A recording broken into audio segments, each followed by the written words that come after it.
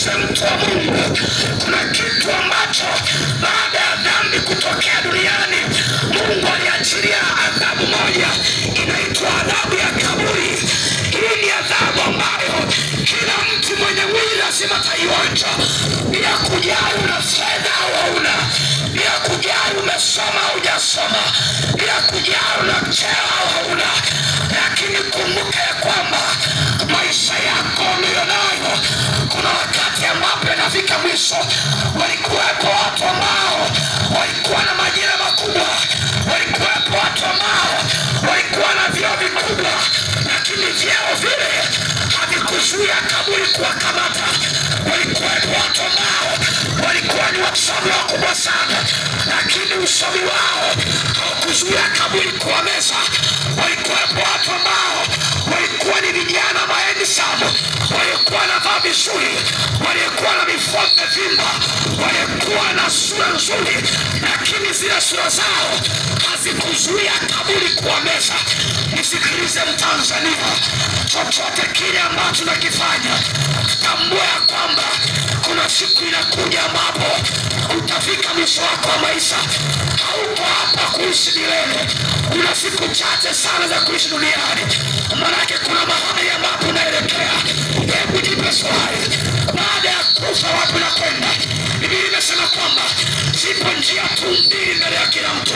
Zipo tu njia mbili tu ambazo hizo ndizo ambazo zitaamua maisha ya kila mtu.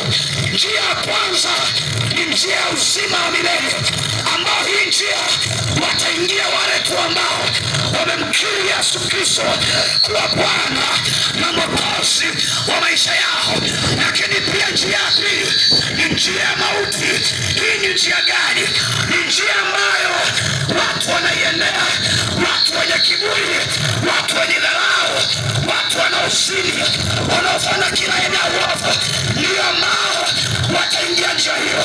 Wale ambao walimkataa Yesu, waliosikia habari njema zikihubiriwa, wakasema ya kwamba hawanapoteza muda. Nisikilize Mtanzania, maisha yako ni ya Yesu. Tambua ya kwamba shetani atakuchakaza vile anavyotaka. Ukiishi maisha nje na Yesu Kristo, shetani maisha yako atayafanya atakavyo. Nisikilize mtu wa Mungu, kitabu kile cha Kumbukumbu la Torati, Ndio. ile sura ya 8. Ndio. Naomba nisikize kwa makini sana. Naomba nisikize Kumbukumbu la Torati sura ya 8 na ule mstari wa 4. Biblia inasema kwamba mavazi yako hayakuchakaa wala mguu wako haukuvimba miaka hiyo 40. Biblia inazungumza kwa habari ya wana wa Israeli. Walitembea safari ya ajabu sana, na ni kwa sababu walikuwa na Mungu. Biblia inasema kwamba watu hawa wana wa Israeli walitembea miaka 40, kila siku wanatembea, lakini hawakuchoka miguu yao. Biblia inasema kwamba mavazi ambayo waliondoka nayo siku ya kwanza mpaka mwaka wa 40 hawakubadilisha mavazi. Wale mavazi yale hayakukauka wala hayakuharibika, hayakuchanika, wala miguu yao walitembea kwa miguu, lakini miguu yao haikuvimba. Ni kwa sababu gani?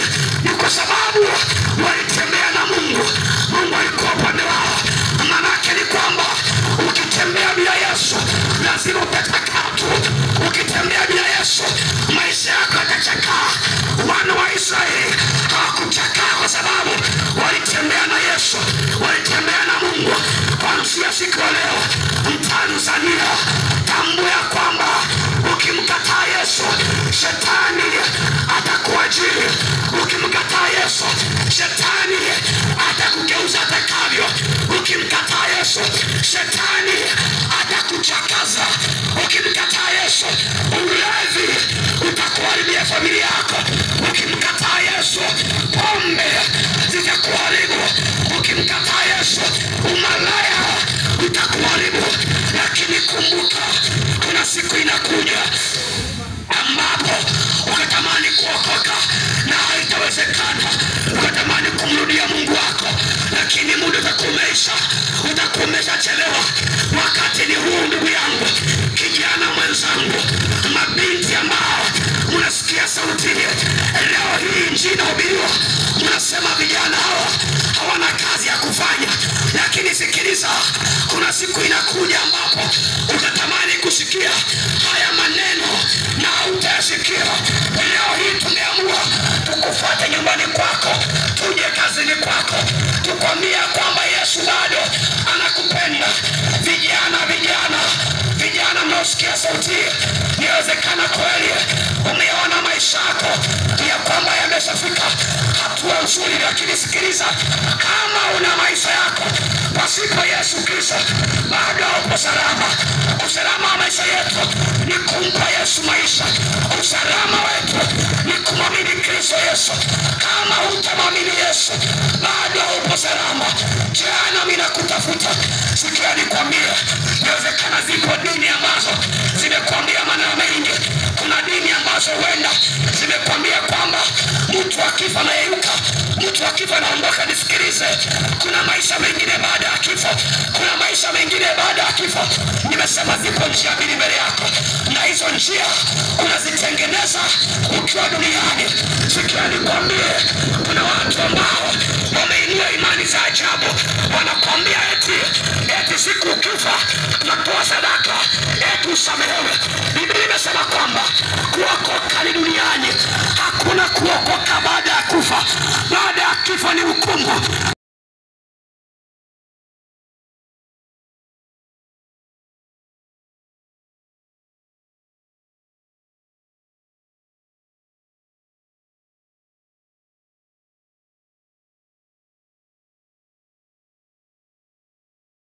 Sinafanyaje?